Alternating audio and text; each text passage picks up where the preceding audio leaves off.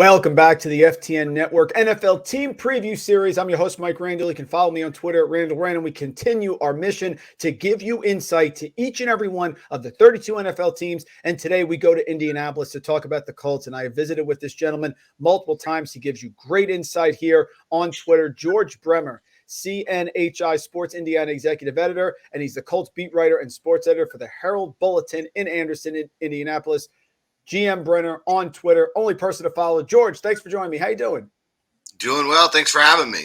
So we're going to start at the top, sir. Recap of last season. How did everything go? And then, of course, transition in. New head coach for the Colts here, Mr. Shane Steichen. Yeah, obviously last year was a disaster on so many levels. They came in with Matt Ryan with really high hopes. The expectation was at bare minimum that they would break the slump in the AFC South, win that division, and then take their chances in the playoffs, and obviously never really in contention for anything like that.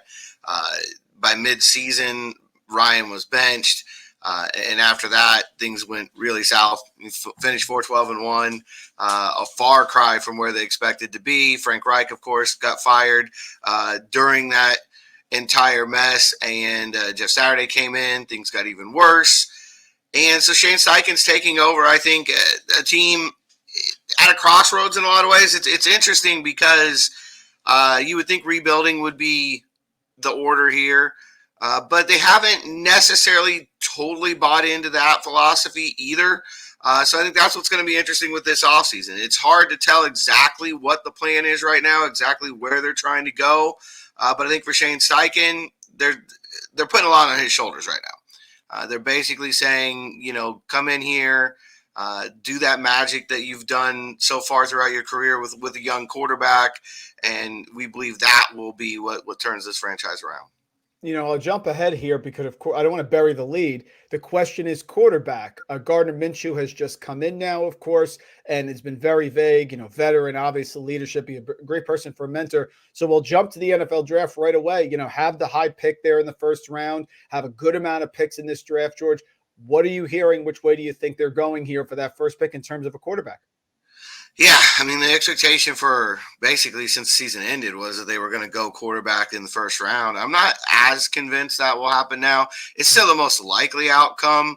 But when you look at what they say, what Chris Ballard has said all offseason, what Shane Steichen has said, even Jim Bob Cooter, the new offensive coordinator, the quarterback they're describing is somebody who's a quick processor, gets rid of the ball, really fast, does a great job reading defenses. It doesn't sound like necessarily running ability is a major element for them. It's obviously become a bigger part of the NFL game, and I think all of these guys have that skill to a degree. I mean, obviously some of them more than others, but I'm not sure. When you listen to the quarterback they're describing, it sounds to me more like C.J. Stroud, more like Bryce Young than a Will Levis or an Anthony Richardson. And right now, the way the draft board sets up, the consensus is Young and Stroud will be off the board. So we've seen Ballard before, just take best player available. I think that's possible. I think a trade down is possible. And I don't rule out by any stretch of imagination that they will take Richardson or Levis. It just doesn't sound like the guy that they've been talking about the last month or so, which makes me wonder, is Hendon Hooker a possibility? Will they go later in the draft with somebody like that? Will they go even lower? Is somebody like a Tyson Bagent maybe, a day 3 flyer? I think that's part of what's made this such a fascinating offseason. You can create a lot of scenarios around this team that make sense, and they're really not tipping their hand much towards which one they're leaning toward. George, is it a crazy thought to think that maybe they go later in the draft with a quarterback and actually start the year with Minshew, who has had success, a veteran like Jacoby Brissett? Is that a possibility? Yeah, I think it's a definite possibility.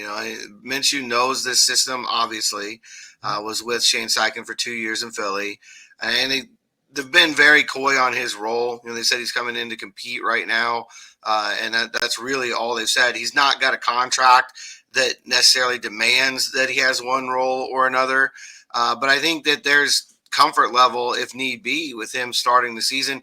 And right now, honestly, I kind of expect that to be the case in week 1, almost regardless of what they do.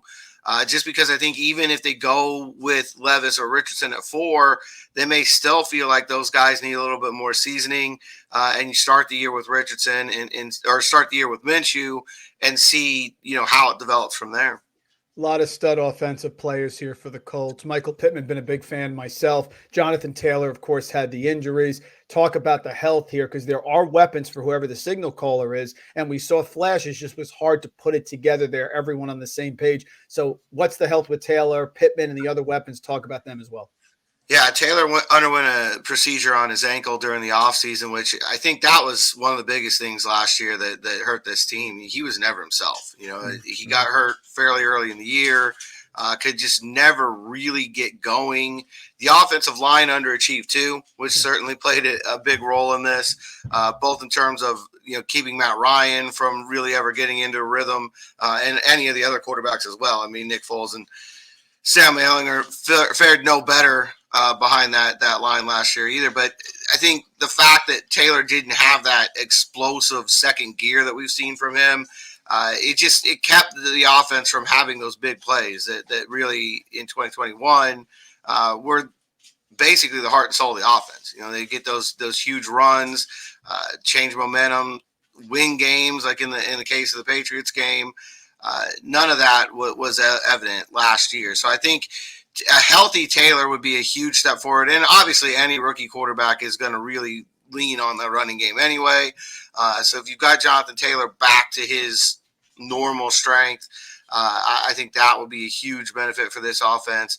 Pittman, I'm interested because I think some of his best work since he's been in Indianapolis has been sort of improvisation, guys that extend plays.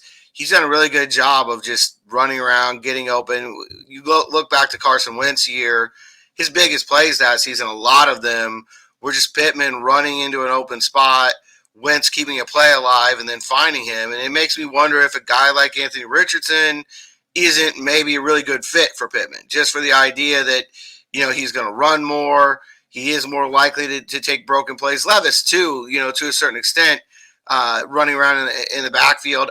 It makes me wonder, could those guys get that element back out of Michael Pittman? You didn't see a lot of it last year. Obviously, Matt Ryan wasn't running around in the pocket. That's not his game. Pittman's entering a very crucial year. I mean, this is his 4th season. He's going to be a free agent at the end of the year. I think in his mind, he's going to want to put up massive numbers. He had a down year last year. Not a lot of that was his fault. The quarterback carousel that was going on did him no favors.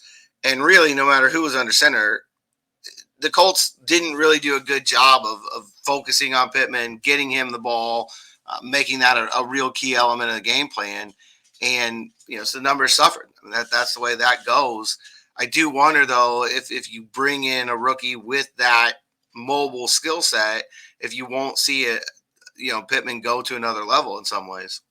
You talked about the offensive line. I definitely think that's where they can take strides and really make a lot of progress here. Free agency, offensive line, a defensive side of the ball. They were middle of the pack last year in Colts on defense, about 14th in DVOA. What are you hearing? Thoughts on the offensive line, and then free agents in general on both sides of the ball?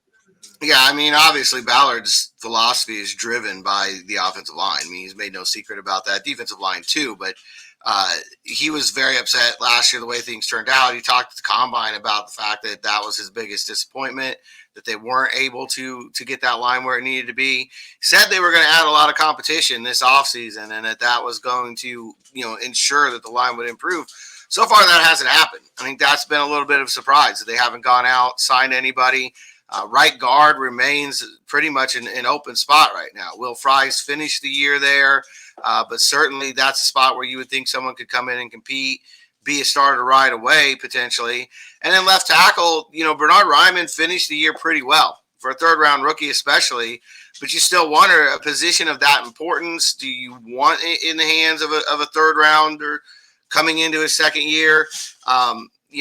There were reasons to be excited about him towards the end of the year. A lot of his numbers improved. He clearly took steps forward.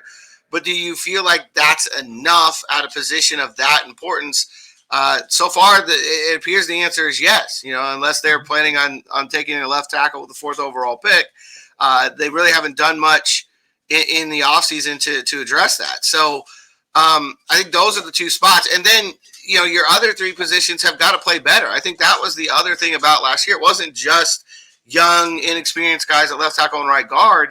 Ryan Kelly didn't have a good year at center. Quentin Nelson probably had his worst year at left guard. And then you had Braden Smith over at right tackle, had his moments, but wasn't at the level that we'd seen from him in the past. So I think any improvement has to start with those 3 returning to form.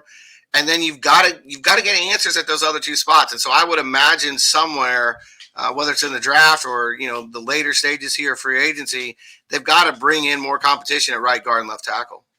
And for defense, I would think creating more pressure is key. This division, George, there's a real chance for mobility. I mean, we saw Jacksonville turn it around last year, obviously very quickly. Colts have not won the division since 2014, but you've seen Houston 4 times, the Jaguars twice, the Titans twice. So there is opportunity here, I would think. Bolster the offensive line, figure out quarterback, and then, of course, like I said, defense. I think they improve a little bit. They can make some quick strides here and be very competitive. Yeah, I think that's the thing where if you're Shane Steichen, you're probably looking at this roster and thinking a tweak here, a tweak there. If you hit on the quarterback, you can improve this team quite a bit in quick fashion. I think defensively, aside from the pass rush, which everybody's going to want more pass rushers. I don't think, pretty much that's across the board. I think the big question right now is the secondary. It looks like Rodney McLeod's not going to come back. So safety, you're looking at really a lot of young guys back there, some of whom haven't played very much at all, some who have. But then at cornerback, with the trade of Stephon Gilmore, that's a really thin position right now. Kenny Moore is a little bit upset with his contract, or at least he was last season. We'll see where he stands with that right now. Isaiah Rodgers at times wasn't really the happiest guy in the locker room last year. Didn't feel like he was being used early on to the best of his abilities. And so I think that's going to be a big question for this team. Last year you saw them blow a lot of leads. One in particular at Minnesota is historic. But I think that they're set up to have that problem again if you don't find some answers in that secondary. Folks, when you need Colts information, the only person I go to is George Bremer. Follow him on Twitter at GM Bremer. George, thank you so much for a few minutes here. We appreciate it. NFL draft just a month away. A lot of information is going to be coming out here, but the Colts are definitely a team of interest because we have so much going on, and the Colts really can make that stride. Been very successful here. New head coach. Love to check in with you as we get closer to the draft. No problem. Thanks a lot. Anytime.